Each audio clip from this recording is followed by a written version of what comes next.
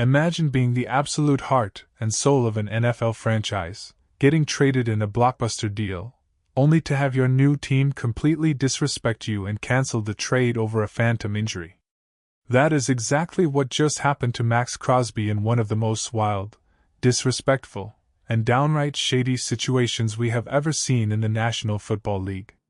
Today, we are breaking down the entire botched Ravens trade from Crosby's own mouth, and how this massive betrayal might actually be the greatest thing to ever happen to the Las Vegas Raiders. If you want to stay on top of all the wildest NFL drama and real fan perspectives, make sure you smash that like button, share this video with a fellow football addict, and subscribe to the channel right now. Listen up, because we really need to talk about this completely botched trade one more time. We have finally heard from the man himself. Maxx Crosby has officially opened up on his podcast, and he just laid out exactly how everything went down from his perspective. Quite frankly, it is absolutely mind-blowing to watch how terribly the Baltimore Ravens handled this entire situation. We are talking about a franchise that is constantly praised by the media all season long. The Ravens are supposed to be this top-notch, gold standard organization. They are widely considered to be a top 5 front office in the NFL, a team that supposedly operates with the utmost class and professionalism at all times. Yet, they completely fumbled this entire process, and they did it in the most disrespectful and confusing way imaginable. But here is the absolute crazy twist that nobody saw coming. This epic mess-up by Baltimore actually triggered something beautiful. The relationship between Maxx Crosby and the Las Vegas Raiders was fractured. A lot of people around the league thought it was completely beyond repair, and that he had played his last snap in silver and black. But then Crosby goes over to the Ravens, they treat him like absolute garbage, and suddenly, he has a brand new appreciation for the Raiders organization. Vegas actually handled the fallout perfectly. They welcomed him back home with open arms, and now, we are looking at a completely revitalized, incredibly dangerous Maxx Crosby. So, let's get into the nitty-gritty details of how the Ravens actually treated this superstar, and how this fractured relationship with Vegas is now magically reconciled. First of all, let me ask you guys something to really put this into perspective. How would you feel if the only professional home you ever knew, a team you literally bled for on the field, suddenly shipped you away in the blink of an eye? Because that is exactly what happened here. And remember, players have massive platforms now. When a guy like Maxx Crosby, who leaves his blood, sweat, and tears on the gridiron every single Sunday, speaks his truth, the fans are going to believe him. When you have a general manager in Baltimore claiming nobody is more upset about the voided trade than him, while Crosby is simultaneously revealing that the front office wouldn't even look him in the eye, who are you going to trust? We all know the answer. We trust the player who puts it all on the line. Let's walk through the actual timeline of this chaotic 5-day roller coaster, because the disrespect started almost immediately. It began with a phone call. Crosby's agent, C.J. LeBoy, called him up and dropped the absolute bomb.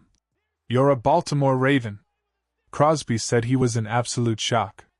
You hear the rumors floating around, you see the chatter on social media, but when it actually happens, it hits you like a freight train. He said it was a massive mixture of excitement, sheer shock, and the terrifying unknown. He has been a Raider his entire professional career. He loves being a Raider. Everyone knows how much that shield means to him. And suddenly, he is trying to wrap his head around leaving all of that behind. But then, things start to get weird. And I mean really weird. The travel arrangements alone should have been a massive red flag.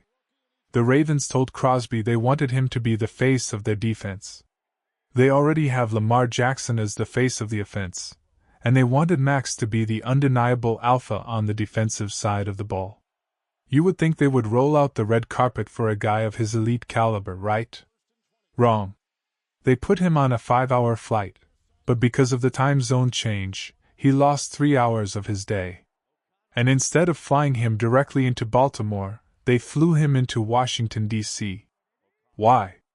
Because apparently it was the only direct flight available. So, After this draining cross-country flight, they made their supposed new franchise cornerstone sit in a car for a 2-hour drive from D.C. all the way to Baltimore. By the time he arrived, 10 hours of his day were completely gone. It was just a weak, unforced error by an organization that should know exactly how to treat VIP talent. When he finally got into the team facility, he just wanted to talk football.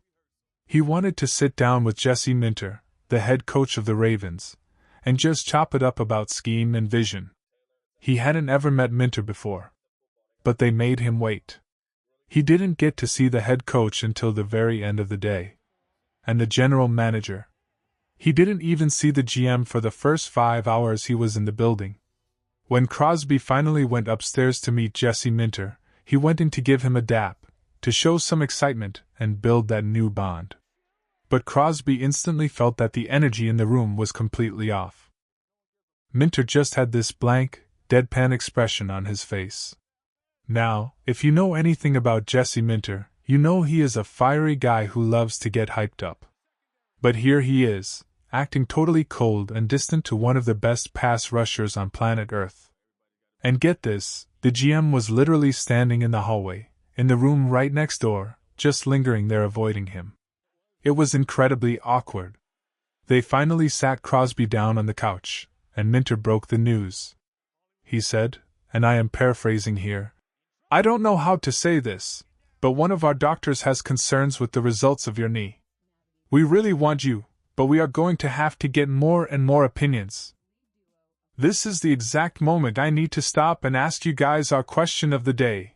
Do you actually believe the Ravens suddenly found a legitimate medical concern with his knee, or did their front office just get massive buyer's remorse, panic over the trade compensation, and use the physical as a cheap excuse to back out? Let me know your honest thoughts. Drop your answers in the comments below right now, because I am reading every single one." So naturally, Crosby starts freaking out. Anyone would. You just got traded across the country, your entire life is uprooted, and now a team doctor is telling you your knee is a major long-term problem. He immediately gets on the phone with his agent, C.J. LeBoy, and then he calls his own personal doctor, the highly renowned surgeon who actually performed the procedure on his knee. He was crushing his rehab and was perfectly on schedule to be ready.